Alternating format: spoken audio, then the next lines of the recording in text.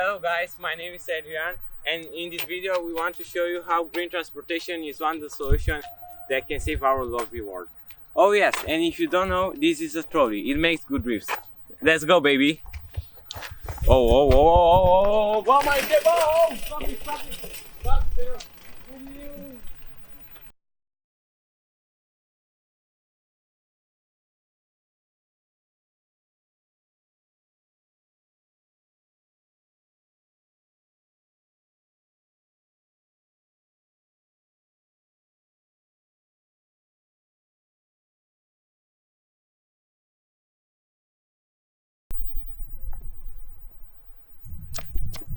Hello, my name is Adrian, I'm 60 years old, and today we talk about skateboarding. Okay, the skateboards are small and very easy to carry, but not very easy to learn. You need about 1-2 weeks to learn the basic tricks, and some years if you want to do all the kinds of tricks. The skateboarding will teach you the meaning of determination and focus, but will also save you from being focused on anything else. Saving money on buying a skate means that extra money that will help you pay for a bike can now be used for other things. But it's virtually impossible to lock up your skateboard, which you have to carry with you in any place and in any time. And also, an electric skateboard can catch about 40 kilometers per hour, but it makes him heavier. Keep in mind that even is an ecological transport is still very dangerous. But I think that it makes him even more exciting and more amazing. Okay, let's go.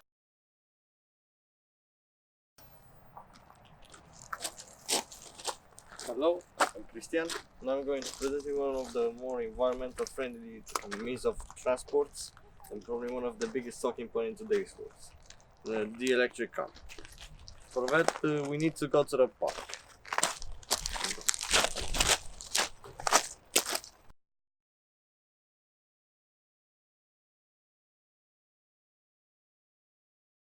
Before 2008, the renaissance of the plugged-in electrical automobile, only NASA built these lunar roving vehicles for their spaceship program.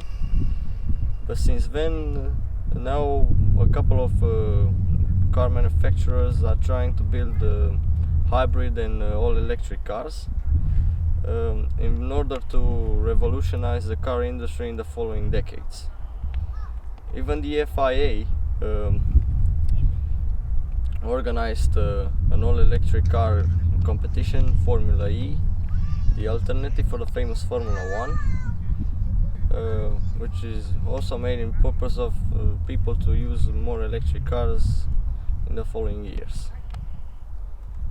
This is the mechanism of an electric engine, which I'm not going to talk into detail, but instead I'm present to you the advantages and disadvantages of using an electric car.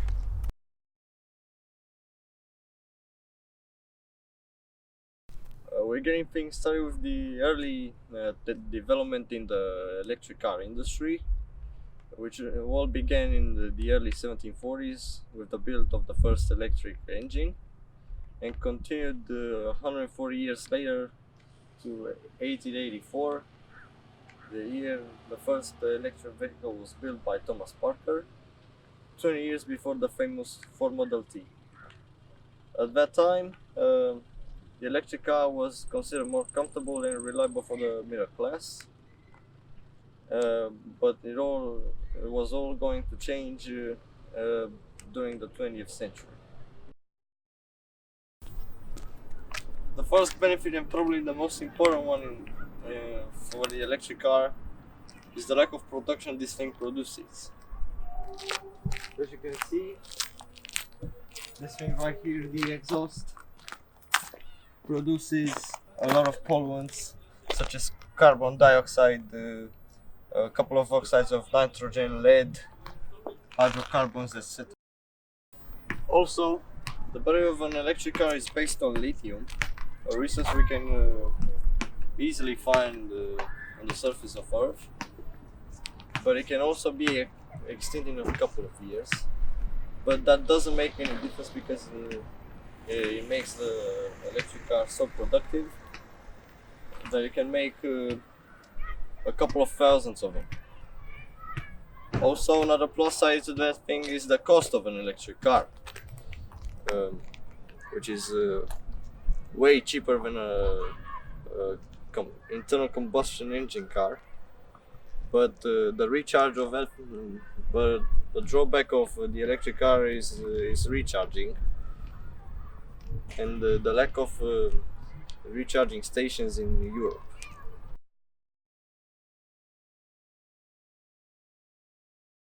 Getting into the disadvantages, we first take a look at the high risk of fire of the electric car, which can be caused by mechanical failure or a crash.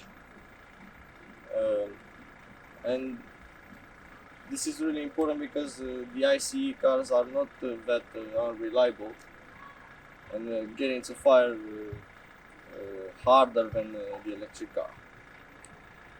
Another downside is the lack of sounds this type of vehicle produces, which can put citizens into a lot of danger and can cause a lot of fatal accidents, which is never a good thing to look up to. This was my presentation.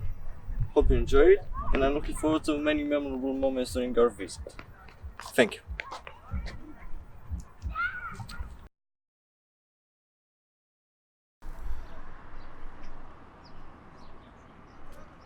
If you ever go to a different country, you do it to see how it's like to be in another part of the world. You do it with a camera, for example, but you also need some sort of vehicles to move in the country itself to explore how it's like to be there. Most people don't take this into account and find themselves relying on others for methods of transportation. A good idea to take with you in a different country is, for example, a scooter, because unlike cars, they are very easy to pick up and just drive. You don't need a very quality driver's license for it, so it's rather easy to convince a policeman from another country that you have the right to drive it.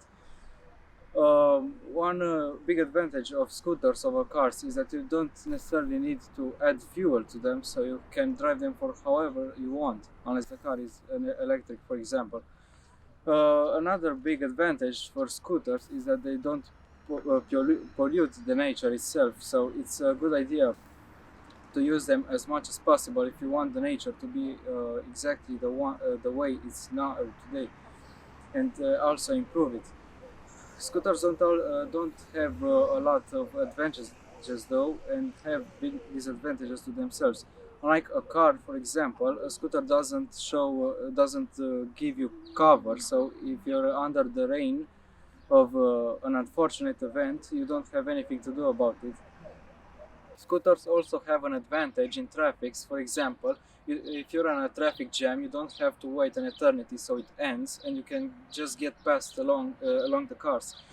So you can get in the top of everyone really fast. The advantage to this and disadvantage at the same time is that you are the driver, so you might not be very experienced in doing what you're doing, and that is driving. The advantage as well is that you don't have to rely on someone to drive you somewhere, and in my opinion, scooters are good because you don't need a certain age to drive them, and you don't need an extreme amount of experience with driving to be able to use it, and it also helps the nature itself without making a lot of pollution in the air.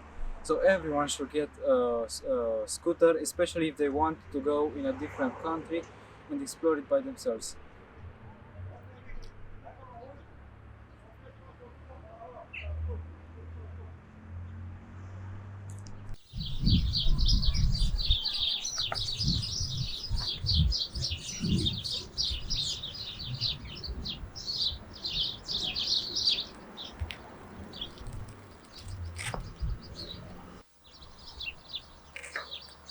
It's often said that one person won't make a dent in the number of cars on the road, but switching to cycling can encourage friends, family, and even strangers to trade their car for bikes.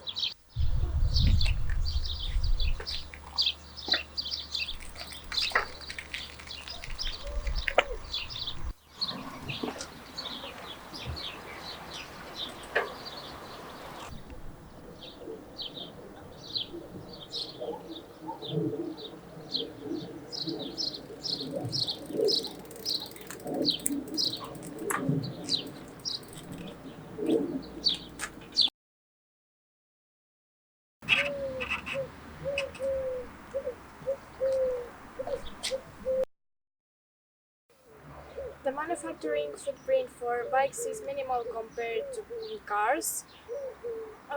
Is not spent on gasoline, and by traveling regularly by bicycle, you can save money on transportation.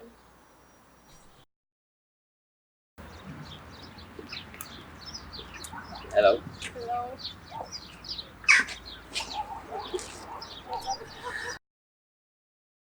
I think that the bicycle is not as viable as the other means of transport. I don't think so. I consider that the cycling is a good exercise. It's good for your health, for stronger heart, muscle, and limb improvements.